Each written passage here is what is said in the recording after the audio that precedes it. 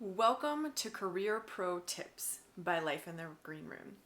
Career Pro Tips is a weekly video series where we dive into a tactic, tip, or strategy that you can apply right away to start taking ownership of your career. At Life in the Green Room, we're all about helping busy professionals who want more out of their career. Maybe they feel stuck or frustrated. Here, we focus on tool-based, action-oriented plans that let you drive your career in the direction that you want to go. My name is Heather Green McLinn, and I'm the Vice President of Marketing at a Fortune 500 company. I've used these tools and I've seen my peers and my teammates use them too. I know that they will help you take ownership of your career. So let's dive into episode 15. This week we're all going to talk all about likes and dislikes of your job. This is a question that I think you should be thinking about all of the time, not just when you have an interview coming up. I think it's something that can really be used as a learning and development tool. So they're great whenever you have, of course, an interview, but if you have a development discussion, a performance review, a career planning discussion, any of those, I think it's a great thing to have in your back pocket. So today's tip is to actually complete the exercise, to think of your likes and dislikes and get clear about that. I'm going to walk you through the exercise to give you some guidelines on the best way to dive into that topic. So let's start with your likes. Hopefully this is an easy one for you. You should be able to come up with a list of your 3 to 5 things that you like the best about your current job. Now I want you to get specific. I don't want you to just say something like, I like the people I work with. I don't know what to do with that if you're thinking about how to develop yourself for your career, but if you just say, I like the people that I work with, why?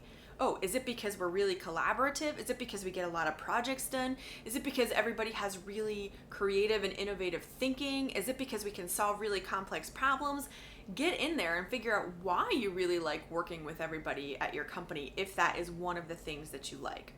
So go through your day and figure out what is the most exciting work that fires you up, your favorite kind of work, and get that all captured. And then go figure out why it is that you like it. Do you love working with customers? Do you love working independently? Do you like project work? Do you like working in spreadsheets? Figure all of that out and write it down. A good clue for you as to the type of work that you really enjoy is what are you doing when all of a sudden you look down at your computer and you're like, I cannot believe an hour has passed. That's a good sign that that's something that you really like. You better capture that down. So let's move on to your dislikes. This is the thing that you don't enjoy doing. Everybody has them, it's a job, and it's okay. So start capturing those. What is the thing that you delay when it's on your list? And you put it off, you procrastinate, you try to get rid of it, you try to ignore it. That's a great sign of something that you dislike. So start writing those down, and the same rules apply as the likes. Figure out why you don't like it. Why is it draining for you? And take some notes about that.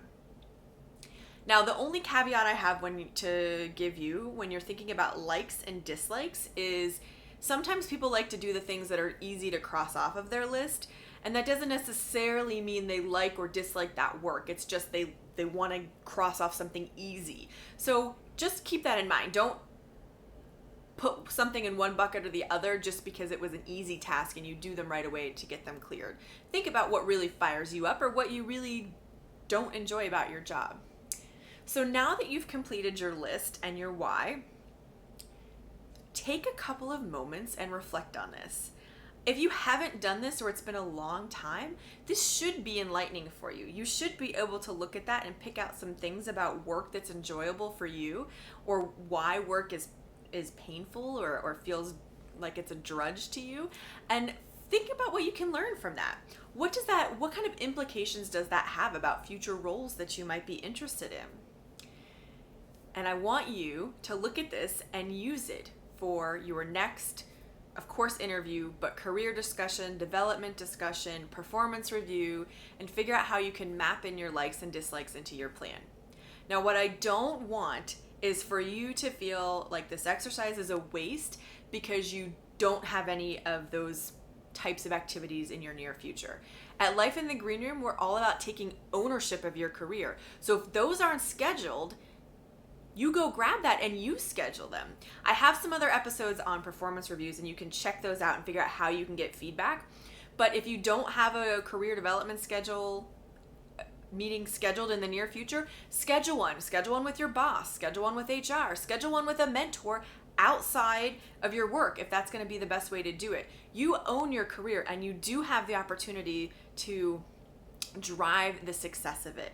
So look at your list and figure out how you can take advantage of your likes. How can you incorporate those more? Do you have skills you want to build around them? Do you have different experiences or roles that would really enhance them? Get that captured and take the ownership to have those conversations on how you can drive your career forward. I would love to hear what you think about this likes and dislikes exercise. It's one of my favorites. It's very straightforward, but it can learn a lot, and you can share a couple of things and really open up to a big conversation with somebody. My bonus tip here at the end is try to give equal weight to both. If you have a 1 like and 27 dislikes, it's probably not going to ring true for you that you really gave this the due process and the effort. So try to dig in there deeply, and don't waste your time saying, I don't like anything. Nobody believes that. It's a job. Everyone has something they don't like.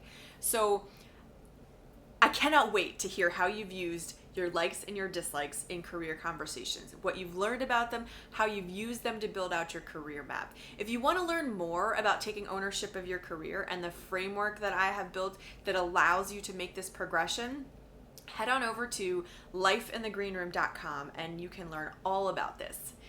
If you love getting weekly career pro tips, please subscribe below. Until next week, here's to owning your career journey.